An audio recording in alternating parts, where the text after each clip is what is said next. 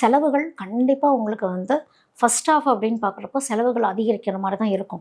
Balance பண்ண முடியாத மாதிரி, சில பேர்த்தால மேனேஜ் பண்ண முடியாது, ஒரு ஸ்டெபிலிட்டி இல்லை அப்படிங்கிற ஒரு பயமும் வரும்.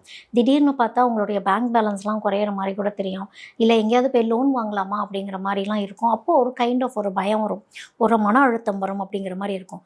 த சேம் டைம் மேஷ ராசிக்காரங்களுக்கு வராத பணங்கள் கூட வரக்கூடிய அமைப்பு அப்படிங்கிறது வந்து இந்த வருஷம் ரொம்ப ஸ்ட்ராங்காகவே இருக்குது. அதனால் நீங்கள் வந்து பணம் விஷயம் அப்படின்னு பொறுத்த வரைக்கும் நீங்கள் வந்து ரொம்ப ஸ்ட்ராங்காகவே இருக்கலாம் அப்படிங்கிறது தான் இந்த வருஷம் சொல்லப்படுது.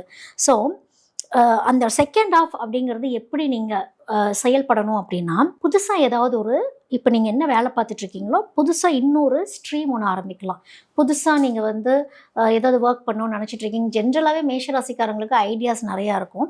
இப்போ நான் ஏதாவது ஒர்க் ஸ்டார்ட் பண்ணுங்கன்னு சொன்னோன்னே யோசிக்காமல் பண்ணக்கூடாது. அதோடைய பின்விளைவுகளும் என்னன்னு தெரிஞ்சுட்டு நீங்கள் இறங்குறீங்க அப்படின்னா கண்டிப்பாக அது வந்து கிராஜுவலாக ஒரு க்ரோத் நோக்கி கூட்டிகிட்டு போகிற மாதிரி தான் உங்களுக்கு இருக்கும். அதோட நீங்கள் பார்ட்னர்ஷிப் அப்படிங்கிறது மேஷம் போயிடக்கூடாது. எதுவாக இருந்தாலும் தனிச்சு நீங்களே எல்லாத்தையுமே செயல்படுத்த முடியும். அதாவது இண்டிபெண்ட்டான ப்ராஜெக்ட்ஸ் எடுத்து நீங்கள் பண்ணுறீங்க அப்படின்னா உங்களுக்கு தொழிலுக்கான ஒரு க்ரோத் அப்படிங்கிறது ரொம்ப நல்லாயிருக்கும்.